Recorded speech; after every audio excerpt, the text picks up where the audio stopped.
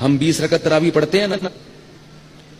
اب اس پر کوئی مرفوع حدیث موجود نہیں ہے 20 رکعت تراویح پر کہ بخاری یا مسلم میں کہ نبی نے 20 پڑھی ہیں. ہماری دلیل کیا ہے؟ تواتر عملی، کہ ہم نے اپنے باپ دادا کو 20 پڑھتے پائے. اللہ نے ہمیں ایک نماز عطا فرما دی جس کو ہم آج صلاۃ التراویح کہتے ہیں. میرے نبی کے زمانے میں اسے قیام اللیل کہا جاتا تھا. اس لیے حضرت عائشہ رضی اللہ تعالیٰ عنہ کی روایت ہے نا، جس سے 8 رکعت والے حضرات استدلال کرتے ہیں کہ رمضان اور غیر رمضان میں اس کو امام بخاری نے قیام اللیل کا ہی عنوان دیا ہے. آپ نے 11 رکعت سے زیادہ نماز نہیں پڑھی. ایک ضعیف روایت میں ہے کہ آپ نے 3 دن پڑھائی نماز. یہ تو صحیح روایت ہے. کتنی رکعت پڑھائی؟ تو ایک ضعیف روایت میں ہے کہ 20 رکعت پڑھائی. اچھا، ضعیف روایت سے عبادت ثابت نہیں ہو سکتی حکم شرعی. تو مجھے 8 رکعت دکھا کے فدو لگانے کے چکر میں بیٹھا ہے. بابا ہم نے مسئلے پڑھے ہیں، سمجھے اور آگے سمجھانا جانتا. قال النبی صلی اللہ علیہ وسلم من قام رمضان ایمانا واحتسابا غفر له ما تقدم من ذنبه متفق علیہ. جو بندہ قیام رمضان، لفظ یاد رکھ لیں، قیام رمضان آیا ہے. صلاۃ اللیل، قیام اللیل، تہجد کا لفظ نہیں آیا. قیام رمضان، پیارے پیغمبر علیہ الصلوۃ والسلام جب رمضان میں قیام فرماتے یا صحابہ تابعین تو اس کے لیے لفظ بولا جاتا قیام رمضان.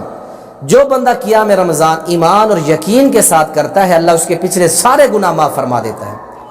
اصل میں رات کے آخری پہر جو نماز پڑھی جاتی ہے اس کو تہجد کہتے ہیں، قیام اللیل کہتے ہیں، صلاۃ اللیل کہتے ہیں. اسی نماز کو رمضان میں رات کے شروع حصے میں کر دیا گیا، اس کے لیے پھر لفظ بولا گیا قیام رمضان.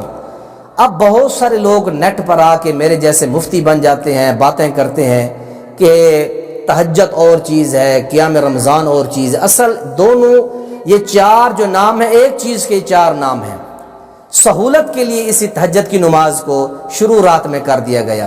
اب لوگوں میں یہ الجھن پیدا کی جاتی ہے، پریشان کیا جاتا ہے، لوگوں کو حق نہیں بتایا جاتا. اب ایک عالم دین آپ سن کے آئے ہیں، وہ کہہ رہے ہیں کہ تراویح کی جو نماز ہے، تراویح کا لفظ قرآن حدیث سے ثابت نہیں ہے، یہ ہماری اصطلاحیں ہیں. قرآن حدیث سے 4 لفظ ثابت ہے جو میں نے آپ کو بتا دیے. ایک صاحب کہہ رہے ہیں کہ تراویح ضعیف حدیث سے ثابت ہے 20 رکعت، اور دوسرے صاحب کہہ رہے ہیں کہ تراویح ہم نے باپ داداؤں سے سن کے پڑھی ہے، اور ایک صاحب جو ہیں وہ لوگوں کو اور بے وقوف بنا رہے ہیں. اصل میں قیام رمضان کی جو تعداد رکعت ہے وہ 11 رکعت ہے.